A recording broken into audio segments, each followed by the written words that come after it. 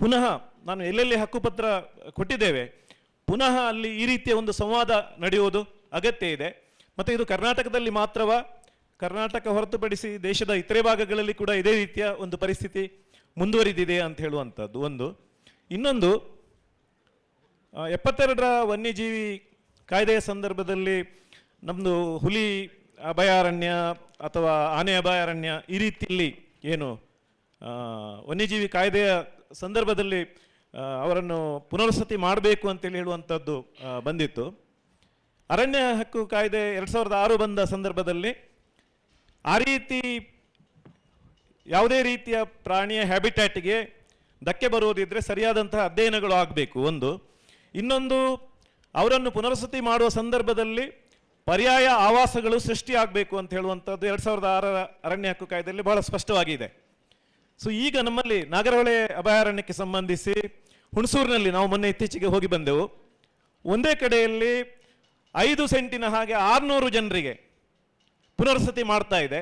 ಅಂದರೆ ಈ ಅರಣ್ಯ ಇಲಾಖೆಗೆ ಯಾವುದೇ ರೀತಿಯಲ್ಲಿ ಅದೊಂದು ಬುಡಕಟ್ಟು ಸಮುದಾಯದವರು, ಅವರಿಗೆ ಒಂದು ಹ್ಯಾಬಿಟ್ಯಾಟ್ ಇದೆ, ಅವರನ್ನು ಪುನರ್ವಸತಿ ಮಾಡುವಾಗ ಸರಿಯಾದಂಥ ನೀತಿ ಮಾಡಬೇಕು ಅಂತ ಹೇಳುವಂಥದ್ದು ಸ್ವಲ್ಪನೂ ಒಂದು ಜ್ಞಾನ ಇಲ್ಲೋ ಹಾಗಿದ್ರೆ ಅರಣ್ಯ ಇಲಾಖೆಯವರಿಗೆ. ಮತ್ತು ಇದರ ಸಂದರ್ಭದಲ್ಲಿ ಹೀಗೆ ಆದಾಗ ಅವರನ್ನು ಅರಣ್ಯ ಇಲಾಖೆಯವರನ್ನು ಯಾರಾದರೂ ಕೇಳುವವರು ಇಲ್ಲೋ ಹಾಗಿದ್ರೆ ಬಹಳ ಅದು ಎಷ್ಟು ಬೇಸರ ಆಗ್ತದೆ ಹೇಳಿದರೆ, ಪೂರ್ತಿ ನಮ್ಮ ಇದು ನಾಗರಹೊಳೆ ಅಭಯಾರಣ್ಯದಿಂದ ಮತ್ತು ಬಂಡೀಪುರ ಅಭಯಾರಣ್ಯದಿಂದ ಅಲ್ಲಿಗೆ ಪುನರ್ವಸತಿ ಆಗ್ತಾ ಇದೆ, ಜನ ಇನ್ನೂ ಬಂದಿಲ್ಲ. 600 ಕುಟುಂಬಗಳನ್ನು 5 ಸೆಂಟಿನ ಹಾಗೆ 10 ಸೆಂಟಿನ ಹಾಗೆ ಒಂದೇ ಕಡೆಗಳಲ್ಲಿ ತಂದು ಕೂಡಿ ಹಾಕುವುದರಲ್ಲಿ ಹಾಗಿದ್ರೆ ಬುಡಕಟ್ಟು ಜನರನ್ನು ಏನಂತ ತಿಳ್ಕೊಂಡಿದ್ದಾರೆ ಅವರು? ಸೊ ಇದರ ಸಂದರ್ಭದಲ್ಲಿ ಸ್ವಲ್ಪ ಗಮನ ಕೊಡಬೇಕು ಅಂತೇಳಿ ಹೇಳಿ ನಾನು ಮಾನ್ಯ ಸದಸ್ಯರಲ್ಲಿ ಕೇಳಿಕೊಡ್ತೇನೆ.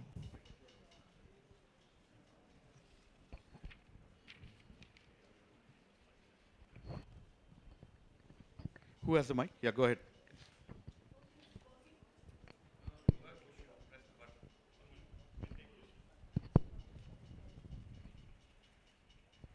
I'm just interested in the process in terms of how, when a new draft policy, forest policy is created, what is the process that it's followed in terms of who are the people who are actually behind putting this policy together?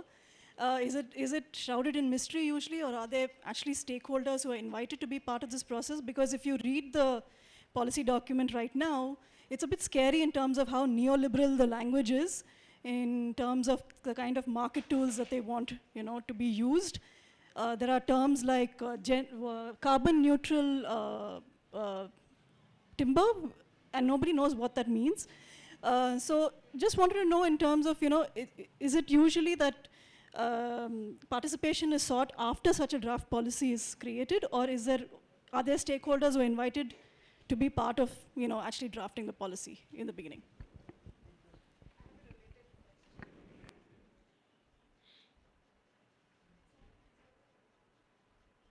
I have a related question. We've all had very insightful discussion as to what revisions needs to be incorporated in the new forest policy, and what some of very insightful comments also about the steps that the government can take into consideration. But our major concern is about how should we go about drafting our comments so that they are taken into consideration. How should we draft our comment? Because the deadline is tomorrow, so how should we go about that? It's a very practical question, and I'll give you a practical answer. What you should do, because there's a lot of concern on the national forest policy.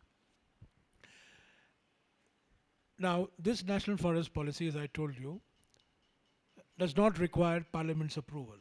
It's a government's document. They'll place it in routine matters. They'll place it in the House, on the table of the House.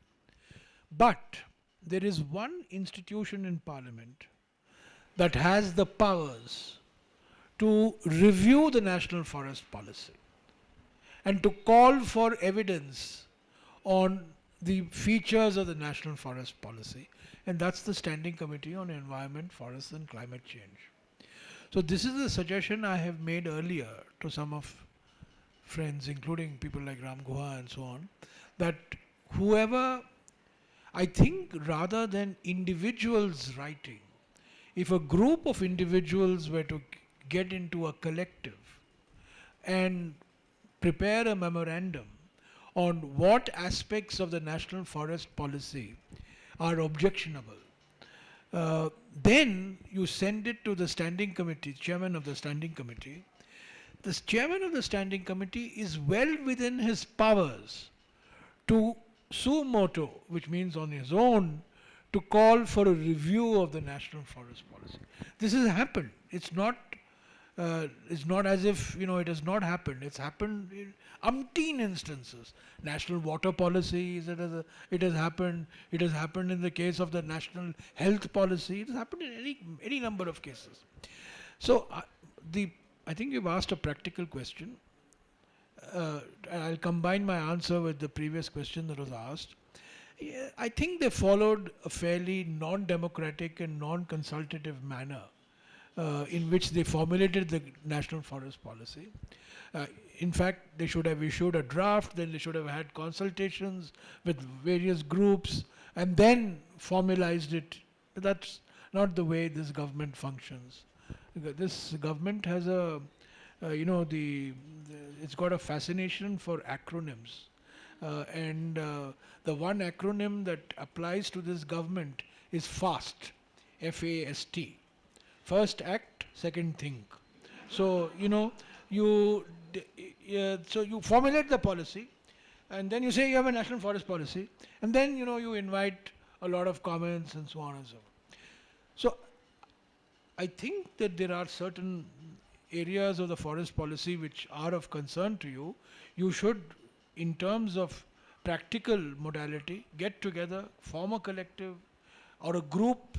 When the chairman gets one email as opposed to getting an email with 100 signatures, he will take the one with 100 signatures with more seriousness. But don't do what Leo does, is put 100 people to the job and 100 people will send the same email.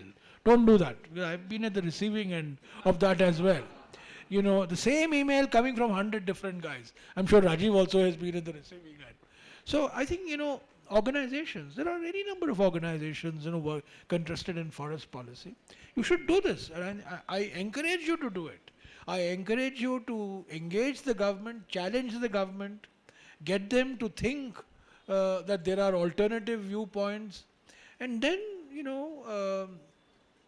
one good way of putting pressure on this government is to leak what you send to the government before it reaches the government. So if it's out in the press, they will feel that, this has already become a big public issue. So these are little games that you have to play, but I think it's worthwhile, because the end product is you want to have a national forest policy that is broadly socially acceptable and ecologically desirable as well, which clearly the present draft is not.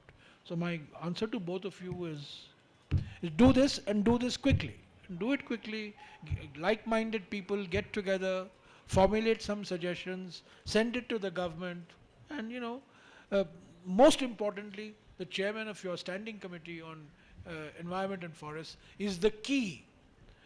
And you're lucky that the chairman of the standing committee is a congressman. So both Rajiv and I can put pressure on him to give your emails a little more serious scrutiny than he has, And let me tell you, the previous chairman of the committee, Renuka Chaudhary, she did a lot of things on her own. She called for reviews on GM mustard on her own. It was not part of the terms of reference, but she did it. And she submitted a report on GM mustard. So do this, and do it quickly. Yeah, these things about forest acts, the rights being misused. Yeah, I think the two questions that were asked related to the Forest Rights Act and the fact that rights holders can misuse the rights. And the objectives of the Forest Rights Act will come into conflict with other ecological objectives. This has been the fear of the Forest Department also, that if you give forest rights to people living in the forest areas, they will, more and more people. See, one of the problems with the Forest Rights Act, it's an open-ended act. There is no last date for that act. So people can keep on going, claiming that they are living in the forest areas, but you have to have documentary evidence that you've been living in forest areas for 75 years. So that's pretty much even for the Indian system of creating documents out of nothing, this is pretty difficult to do. But yeah, I mean, this is a fear that rights holders will interfere with environmental objectives. Uh, the one of the assumptions was that you make people partners in natural forest regeneration. You make people partners in wildlife conservation. How come the Maldharis are far more committed to conserving lions than most people? Because they've had a tradition of living with wildlife, living in forest areas. You don't have to give them any great new education. It's part of their cultural practices. So I, for one, would say recognize the rights, make them partners in the regeneration of forests, protection of wildlife, and where possible, relocate them. Where possible, give them attractive compensation packages, relocate them, give them alternative land. Because frankly, as an Indian, I wouldn't want 200 million people living in forest areas in the year 2018.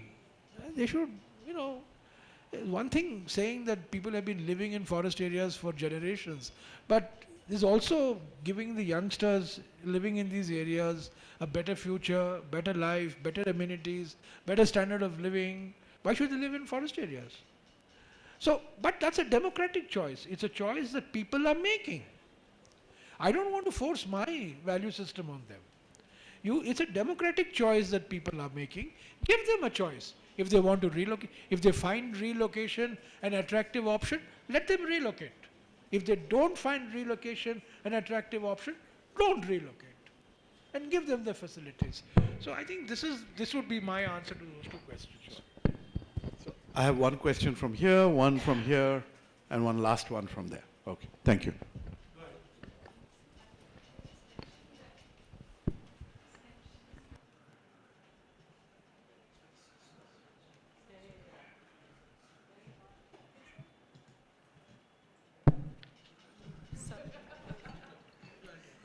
You just mentioned that the forest department, one of the reasons why they are taking so much time, and in many states the Forest Right Act is not being implemented, is because the forest department is worried that by giving these rights, both individual and community, what they might be doing is opening the forest to more ecological